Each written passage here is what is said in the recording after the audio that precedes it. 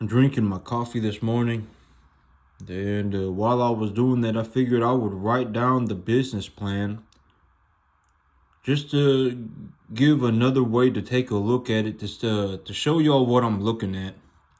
Because I figured, well, I mean, it's just another way, instead of me talking about it, I mean, now we got a visual way of looking at it.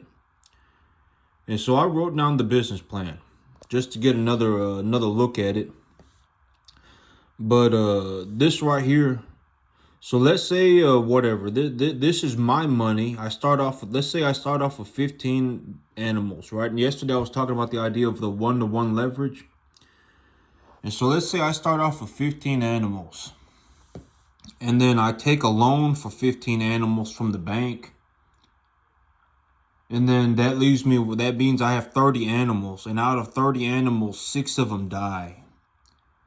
Right? So now I have 24 animals. Those 24 animals, when I raise them for about 8 to 10 months.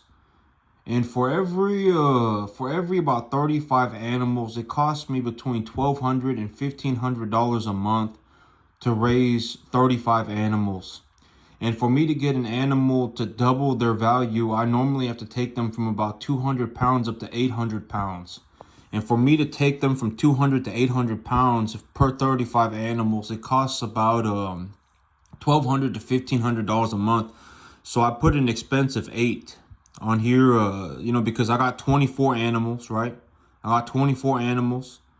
I'm looking to raise them to 48 animals worth of value. And that's going to cost me about 8 animals worth of money. So now that leaves me with 40 animals, right? That leaves me with 40 animals, but I owe the bank 15. So on the end right here, I have 25 animals that are mine and 15 that belong to the bank. But think about this as I've now sold these animals, right? Think about it like this. I brought in the animals. I had some animals die. I raised the animals. I doubled their value. Doubling their value cost me this much money, and then after I got finished, I sold them, and this is what I had left.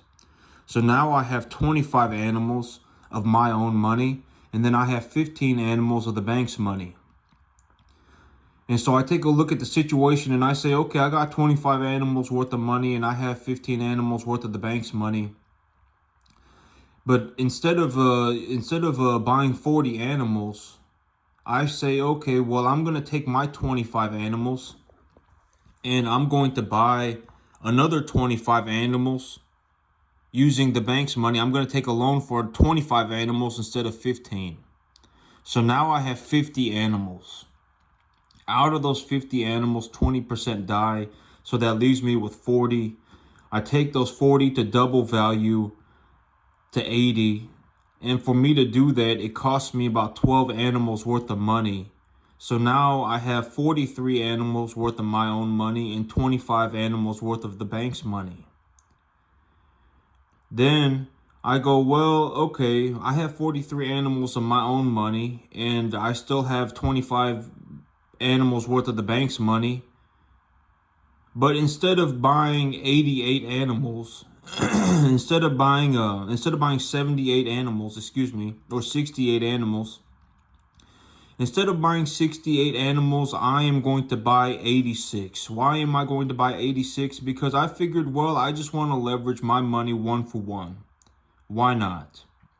Right? I mean, if I'm leveraged 1-for-1, it doesn't matter, okay? I mean, I'm not gonna say it doesn't matter, but I mean, I'm willing to do it. All right. I mean, leveraging myself 1-to-1 is not so right. I mean, it's whatever to me. I mean, that's the reasonable thing that I do.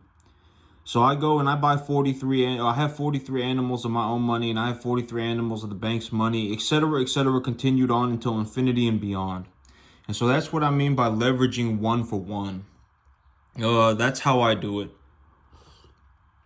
And in all honesty, but this is just a very simplified way of looking at it.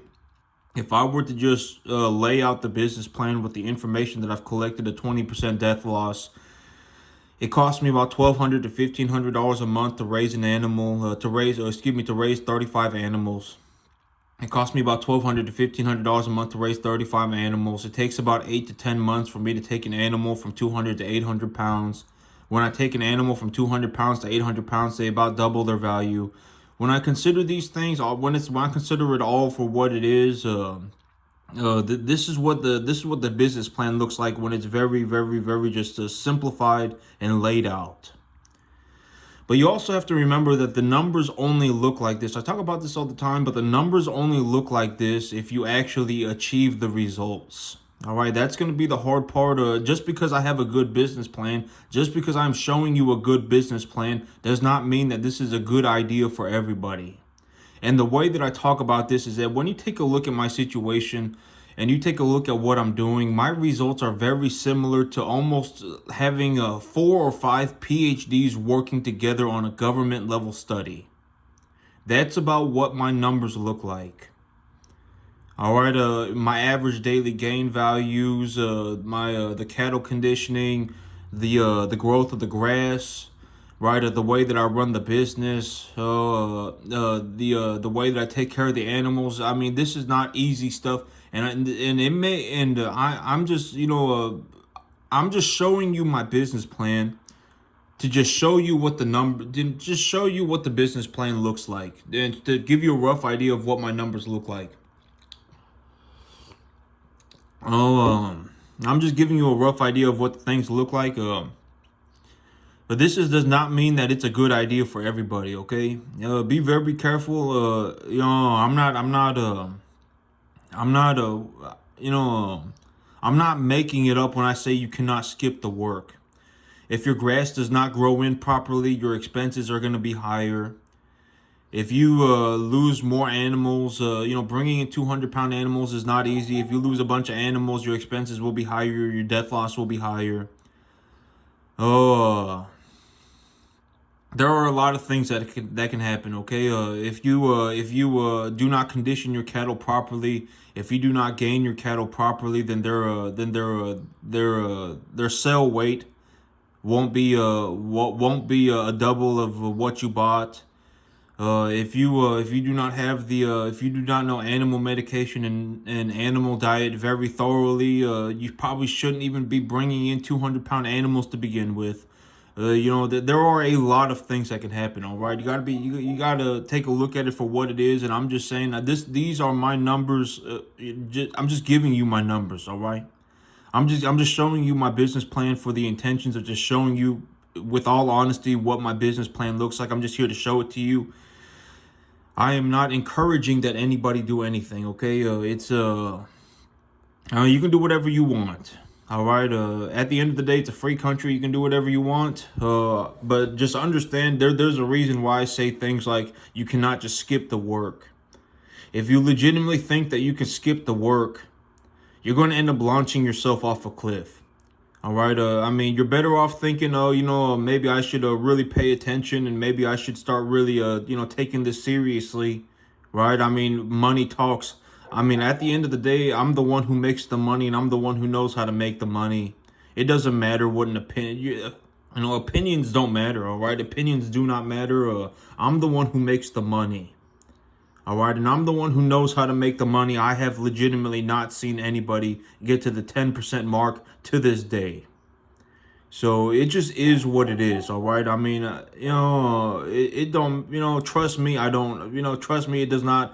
Whatever your opinion, I don't ask for opinions. All right, go be poor by yourself. All right, in my situation, I could legitimately shovel $500,000 into a hole right now and light it on fire, and it wouldn't even matter to me. I probably make, and I'm just gonna be completely honest. I probably make, multiple hundreds of times more money than the average person. All right, than the median person, multiple hundreds. I make more money on my 10.5 acre field than most people make on 500. All right, I'm giving you my information just because I figured it's information. The whole thing about me is that I think that if you take a look at my background, I was actually the things that I read and the information that I collect, I just read legitimate, objective information. I think that that's just how my brain works. I just read legitimate scientific information.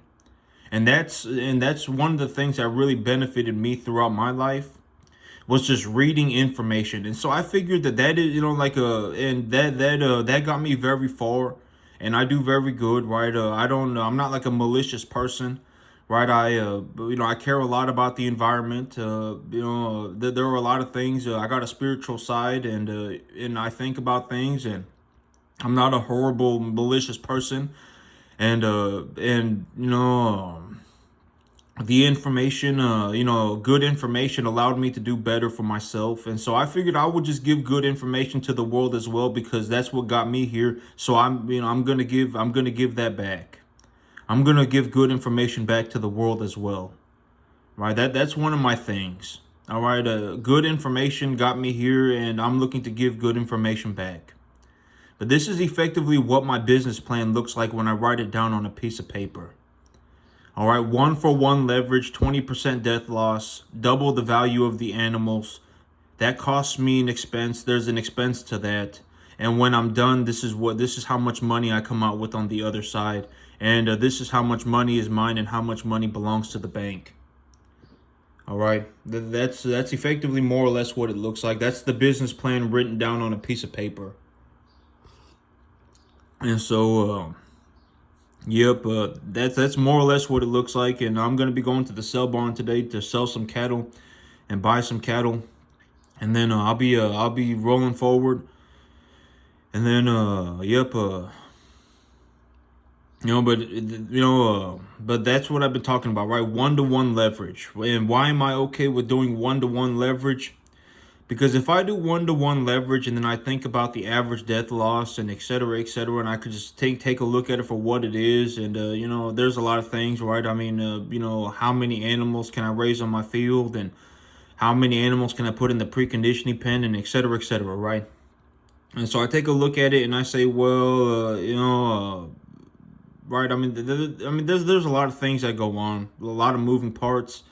But at the end of the day, that's how I roll forward with my business, 1-to-1 leverage. Because I figured if I have 1-to-1 leverage and I'm going to purchase equitable assets, and even if I lose 20% of them, they are going to continue to appreciate, and eventually their appreciation value will exceed the amount, right? Will exceed the amount of loss, and pretty drastically, right? And so that's why I do 1-for-1 leverage. Maybe if I show it like this, it will make more sense. Why do I do 1-for-1 leverage?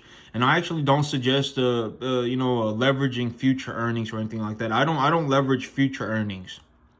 All right, I don't go, oh well, my animals are worth 52 animals right now, but in 6 months, I think that they're going to be worth 65, so I'm going to go ahead and buy 65. I don't do that. I take a look at it for what it is, and in all honesty, to be completely, to be just completely straightforward and honest about everything. Like when I take a look at my situation right now, I got 33 animals, and I would say that they're worth about 53, right? Let's just say 53. Let's say they're worth 53, 55, whatever it may be. But my preconditioning pens can only really hold about 5-6 cattle at the same time.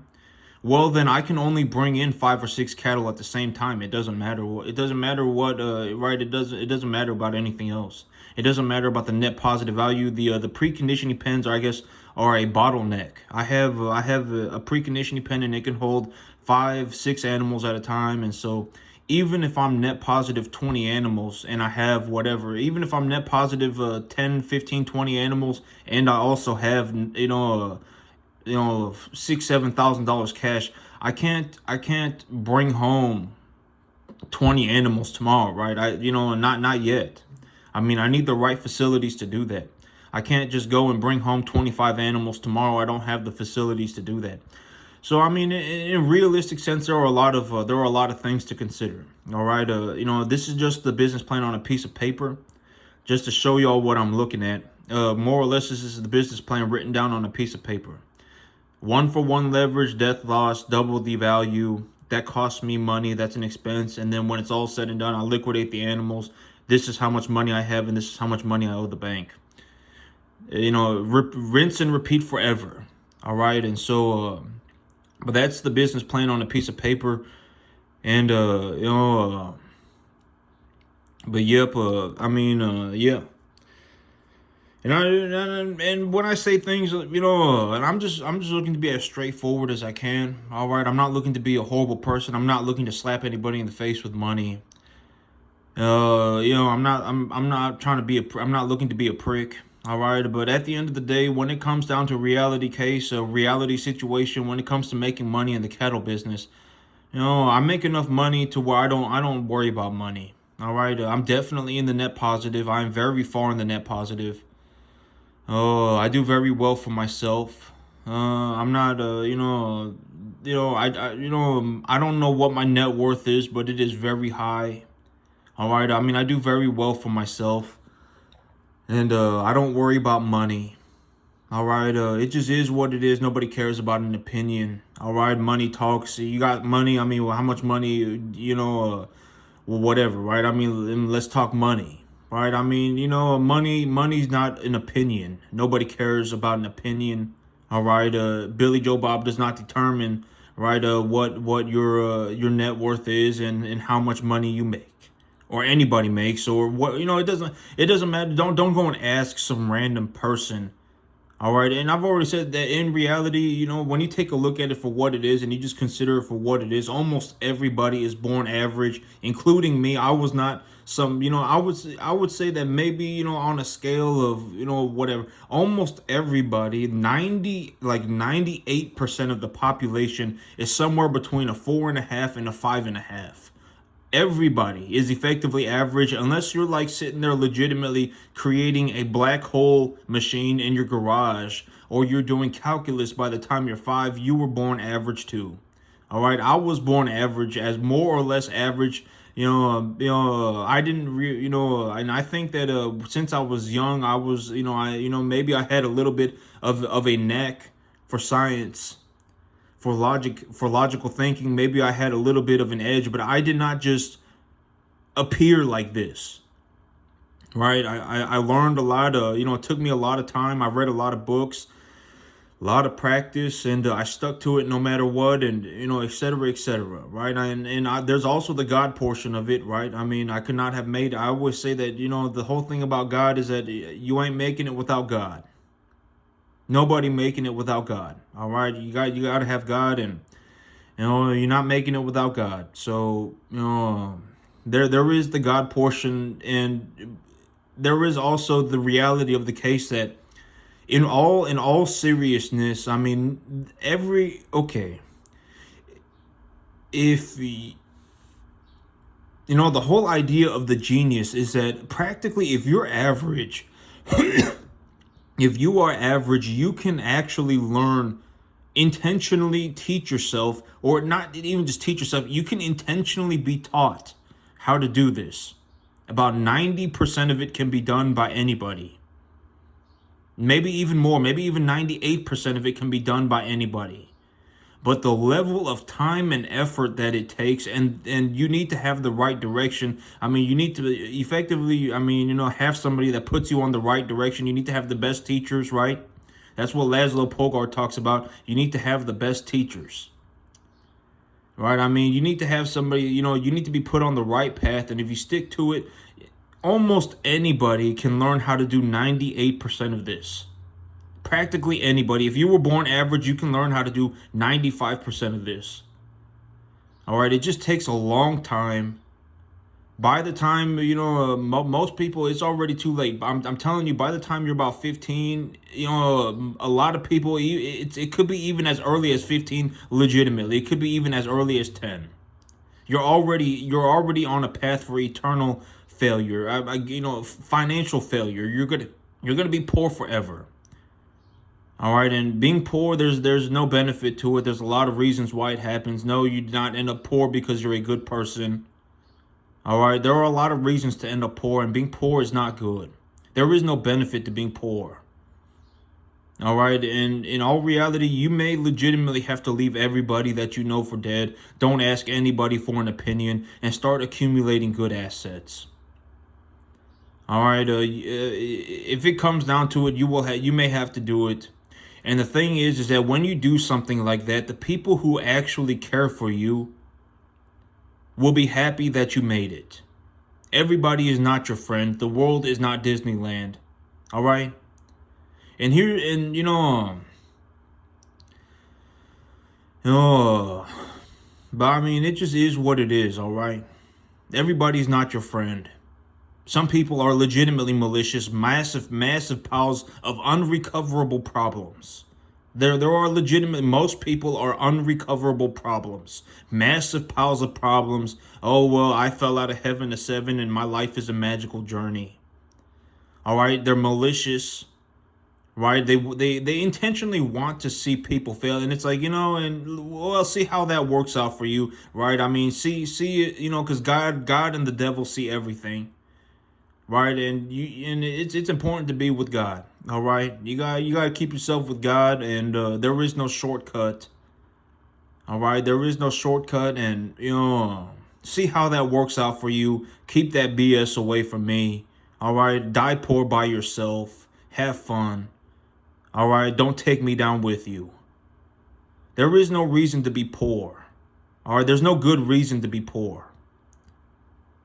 All right, everybody's not your friend. The world is not Disneyland. All right, at the end of the day, it's just going to be you and God. All right, and if you find whatever, right? I mean, but at the end of the day, that it is what it is. It's just you and God. All right. So, or it's you and the devil. You don't want to be stuck in a situation where it's you and the devil and you dancing with the devil for no reason. I mean, you don't want to be doing that, right? Right. I fell out of heaven to seven, and my life's a magical journey. Eternally poor forever, and a lot of problems, massive piles of problems, massive piles of problems. Okay, and it's not gonna happen. All right, and so but that's the whole thing, right? That's the whole shebang. You don't want to be poor, okay? And if you don't want to be poor, I mean, what's a very how do you go from being poor to being broke? Right? I mean, first of all, I mean, you really got to put yourself in a situation where you have come to the understanding, like, yeah, I actually really want to do better for myself. I always say that that's like the most important thing, right? You need to come to the conclusion that you actually want to do better for yourself. But even if you've come to that conclusion, the chance of you actually doing better for yourself from that moment forward until effectively to a point where it will actually matter and you don't have to worry about money anymore, like 99.99999% of people won't make it. Even if you come to the conclusion, oh, I want to do better for myself, you won't actually go and do better for yourself. Why? Because somewhere along the way, you'll effectively get squeezed. Right, and that's what I call the apple juiced mindset, right? Effectively, everybody gets squeezed. Everybody does. It doesn't matter, 100, everybody gets squeezed. Life is not easy for anybody. Everybody gets squeezed, and when you get squeezed, you will find out what is inside of you. The juice will be in a cup, and you will get to see it. Most people quit. Guarantee it. The success rate for something like what I do was 0.000001%. Everybody tries.